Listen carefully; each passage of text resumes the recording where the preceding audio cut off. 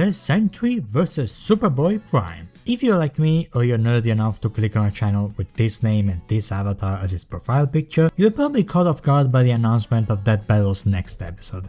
I mean, sure, Sentry, basically Marvel's Superman, the guy powered by a gazillion suns, and a newly acquired domain expansion of Depression. But against the guy who retconned an entire reality in one punch? Is this even a debate? Shockingly enough, yes, and it may be on Sentry's favor.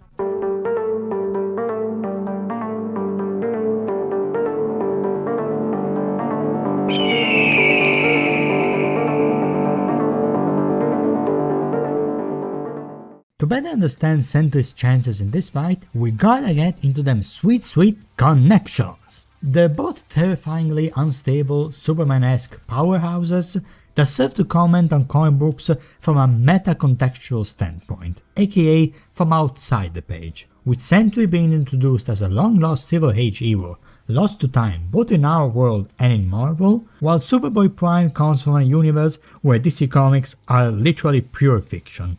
Despite both starting out as perfectly normal fellas. Both were corrupted by villainous forces that resulted in a mental health crisis of infinite nerves and various crises in general, from World War Hulk to Dark Knight's Metal, in which they rampaged across the universes with their immeasurable power. In spite of resembling another Evil Superman matchup from a few seasons ago, in truth these two are actually just deeply mentally ill men whose lives got ruined by tragedy and despair, and generally just want to be actual heroes.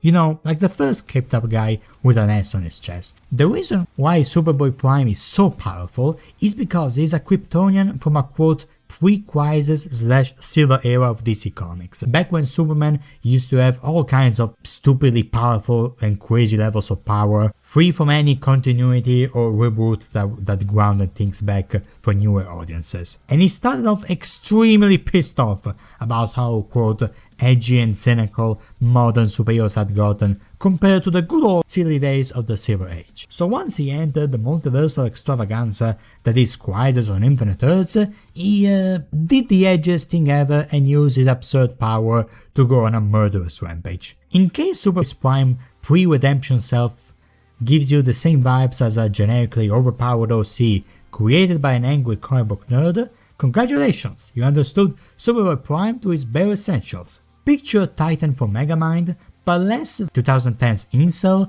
and more so a 2000s comic book blogger angrily typing on a keyboard. At least Prime wants to uphold the purity of comics rather than attack women. In fact, his post-redemption self in the comics currently has a goth girlfriend called Witchfire, who can turn into this crazy space phoenix thingy, and Prime is deeply into that. The irony of a Superman variant being in love with a magic user is not lost on me.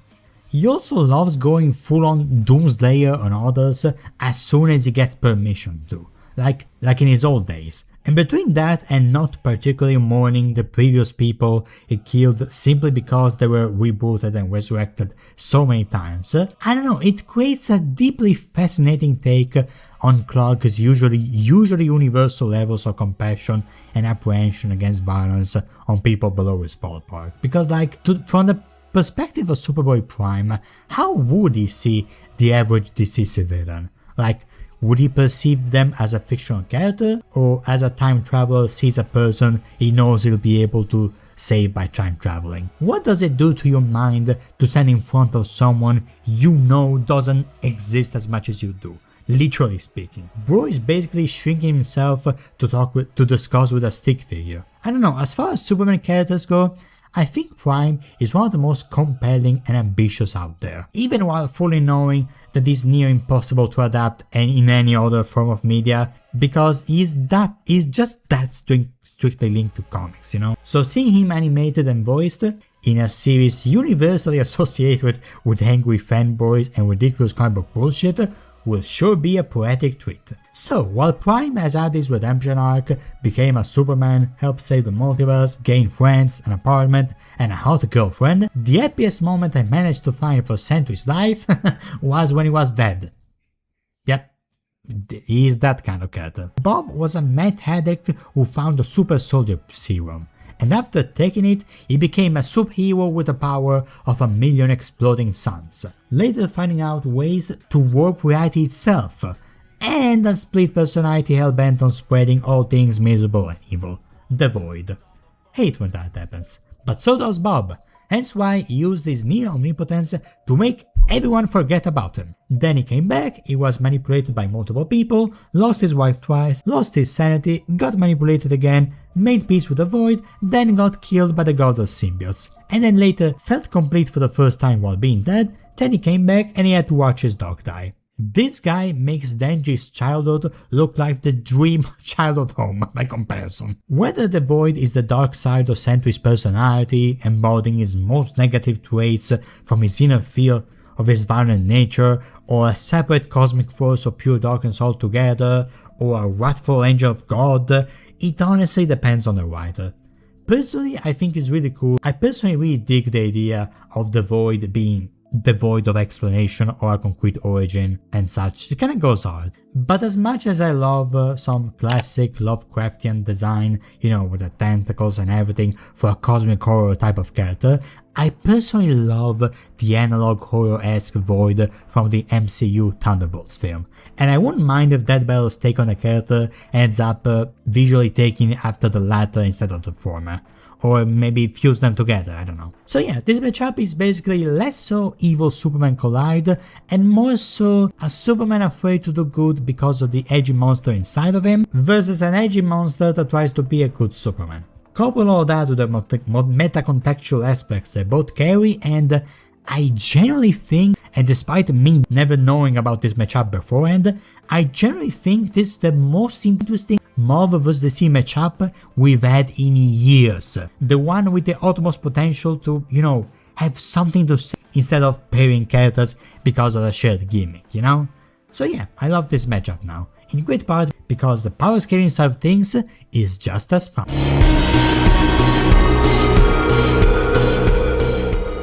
In terms of debate, take Ghost Rider vs Spawn and Simon vs Kyle, then imagine those two episodes have sweaty disgusting sex together. That's what this debate is for me. So let's start with the usual stats we'll look at, aka strength and speed, and then we're gonna toss them out of the window because they're useless here. And here's why. When you start getting into cosmic beatdowns and multiversal shenanigans that smash the fourth wall, as much as these two have, outerversal power and immeasurable speed are a bare minimum baseline, and here's why.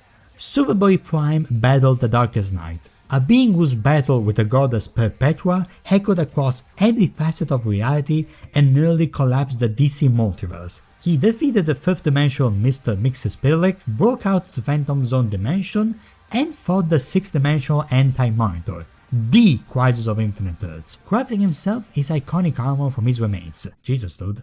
Infamously, he possesses a technique called the retcon punch, a punch so powerful that he rewrites reality, history, timelines and the multiverse as a whole. He also scales to mainline Superman, whose similar strength, keep this in mind for later, matched energy blast straight out of the source wall, which is basically the barrier between you and the people who wrote the comic and the characters inside the comic. Prime himself managed to downright crack and shatter the damn thing.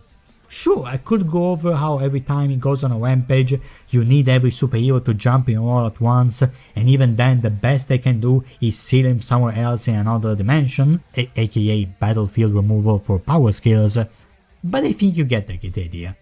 Funny enough, he still draws power from the yellow sunlight, which brings us to... Okay, so the power of 1,000,000 exploding suns is said to be Sentry's weakest and most baseline level of power, which would be multi-solar system to galaxy level in case you're curious. This is as easy as Sentry scaling is gonna get, so strap in. Sentry scales to the likes of Thor and Hulk, who regularly shake the Marvel cosmology one way or the other. He also one-shot characters from the Cancerverse, who are outerversal by nature, aka transcend an infinite number of space-time dimensions as they nosedive into abstract territory. My boy has been stripped down to a singular atom or less by Molecule Man, and Bobby just Dr. Manhattan himself back together immediately, and very pissed. In Dark Avengers number 12, he remains unaffected by Scarlet Witch and beats her reality warping powers, which reached omniversal levels of power.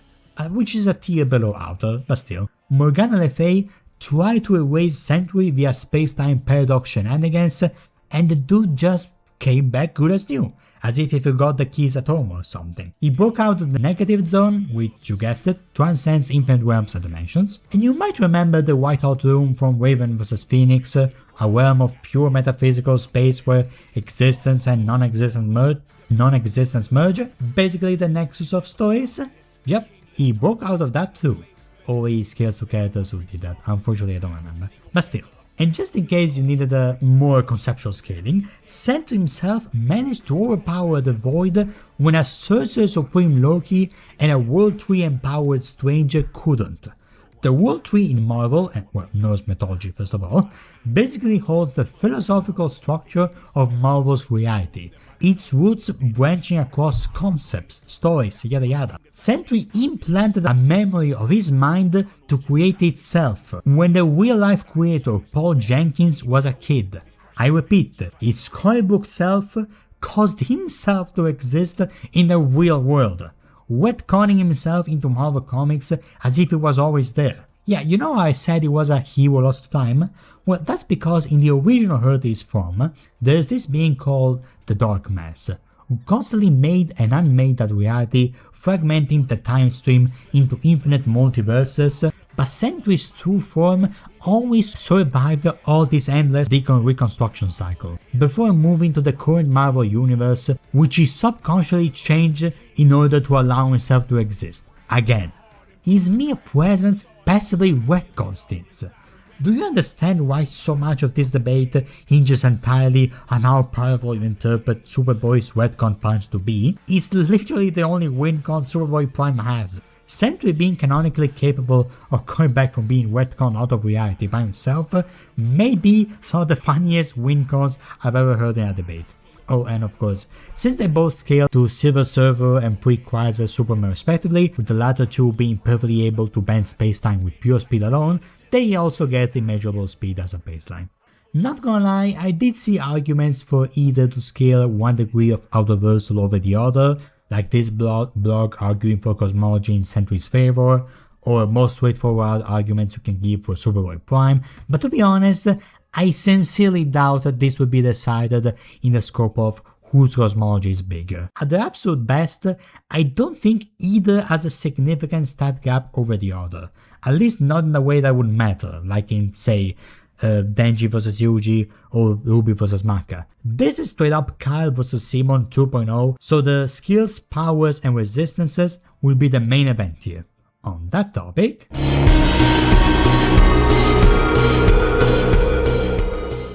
on one end, Sentry has more lived experience as a superhero and a timeless existence as the Void, whereas Superboy-Prime mostly relies on his massive comic book nerd knowledge regarding the multiversal events he's been part of and every single superhero and supervillain in DC.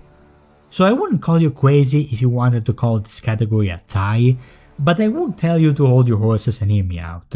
Sentry is much smarter, on the same level as Reed Richards, being able to build his own personal watchtower, called the Clock, to help him monitor the entire planet. But as mature and intelligent as Bob can be, however, he still lacks the formal training and is in constant struggle while battling the Void deep within his mind, so the true potential of his mind kinda fluctuates. Still though, between still being able to battle seasoned warriors like Thor and Ares, plus beating Molecule Man at his own game before he even knew he had molecular manipulation, and considering how many times Prime fought the best fighters in the DC universe, I deem it safe enough to even out the skills and experience category while giving Sentry a noteworthy edge on intelligence.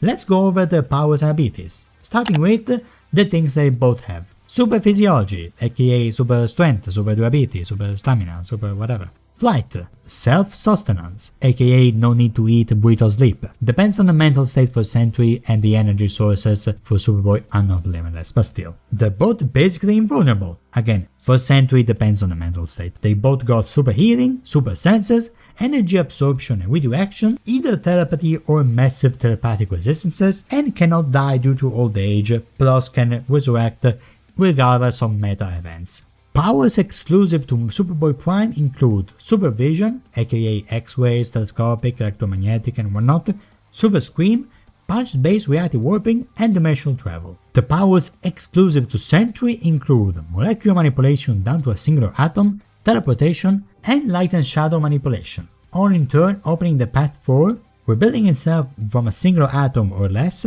create matter from nothing, create force fields and golems, alter biology to both heal people or spread diseases, share his superpowers with others, create constructs of light, turning nighttime into daytime, Project Light being able to calm the orc, and shadow manipulation that grants him the ability to control tentacles made of pure darkness. His telepathic abilities put him on the same Omega level ballpark as Professor X and Doctor Strange, capable of affecting even their memories and invade minds via astral projection. But again, Prime managed to resist telepathic powers on the same ballpark as a meta-aware Manchester Black, so I think that they're even in this too. Still though, Sentry wins the powers category by sheer virtue of the versatility it brings to this debate.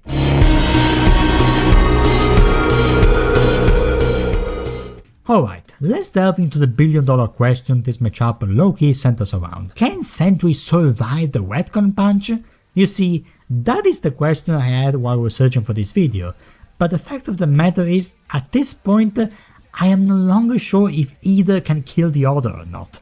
Because you heard my points regarding Sentry. But Prime ain't no joke either in the survivability department. For all intents and purposes, Prime became a multiversal anomaly that you can't truly erase. In all of my research, the most consistent way to defeat Prime was to send him into another dimension, like, say, the Speed Force. Would Sentry's domain expansion of depression count as such? Or even just the comic book void? But okay, I say. Couldn't Superboy's Prime knowledge of Marvel Comics as a fictional medium give an advantage? Alright, I'm gonna hold your hand when I say this, man, because every single time a fighter was aware of the other as a fictional character, they were defeated by them. I have no clue why this is an actual running gag or why they've been so frighteningly consistent about it, but it is a thing. It doesn't help to be meta-aware of your opponent. There is, however, one small caveat about the retcon punch I had entirely omitted up until now. Superboy-Prime cannot control what gets retconned or not. Like when he resurrected Jason Todd, that was by pure collateral damage. Take his fight against the Darkest Knight. Very impressive and definitely showcasing the sheer might of his retcon punches, but how did that fight end? Low-key with a stalemate. The Darkest Knight was left incapacitated and ultimately defeated by Diana, while Prime accidentally sent himself all the way back into Earth Prime, his original world, where the events he was living are now just pages in a comic. Not only that, but it's been recently established that beings on the same ballpark of strength as Superboy-Prime, like Superman himself, can learn how to perform the retcon punch, establishing it as a technique not unique to Prime himself, but something you can learn if you are equal to him in strength, which I am currently arguing for regarding Sentry, because he literally tries to teach mainline Clark how to do it. So by putting all the pieces together, there is a non-insignificant chance of Sentry learning the retcon punch. I repeat, someone who already possesses superior intelligence and experience with retconning stuff just by existing may be able to pick up the technique of doing so voluntarily, with violence, while harboring a dark entity inside him that wants nothing but violence. I think this battle has the potential to be something special. So, with all of this being said, here's everything they have in common. I'm not gonna read through that, but I probably just copy-pasted a massive wall of text right now. Because that's what happens with extremely close matchups, guys. Please, that battle, please don't fumble this one, I beg you, please. While Sentry comes stacked with superior intelligence and variety of powers, unfortunately we gotta address the fact that as impossible as it seems to be to truly erase this guy from existence, his physical durability and lack of biological needs are still related to his mental sanity, which can fluctuate quite a lot. In contrast, no matter how you slice it, Prime is a Silver Age Kryptonian with zero of the usual Kryptonian weaknesses. I highly doubt that Superboy-Prime will tire out of this fight before Sentry does. This reminds me of another Marvel vs DC matchup where the more allegedly mentally well-adjusted character was given the W because the power levels otherwise were just that close. So as things currently stand, I can see two scenarios happening. Number one, the retcon punch is enough to put down Sentry as Superboy-Prime wins the power struggle thanks to his superior endurance and the lack of Super Satan whispering in his brain. Number two, the retcon punch doesn't work immediately and that battle takes every single instance of Sentry unexisting himself at face value as an actual resistance, like with Spawn, which would give Bob's superior intelligence and variety of powers enough time to, I don't know, rearrange the molecules in Superboy-Prime before retconning him with a newly acquired retcon punch, which would be 12 different layers of irony. The only scenario I won't accept is the idea that this isn't an extreme difficulty victory for either of them. Whoever wins is gonna struggle unlike they've ever done before in their canonical lives, and I pray to WoW that the animation reflects that. As my current stance on things, I'm gonna take the risky option and bet on Sentry, Marvel's Golden Guardian. Wishlist. This matchup is ripe with potential for peak moments, so here's a wishlist.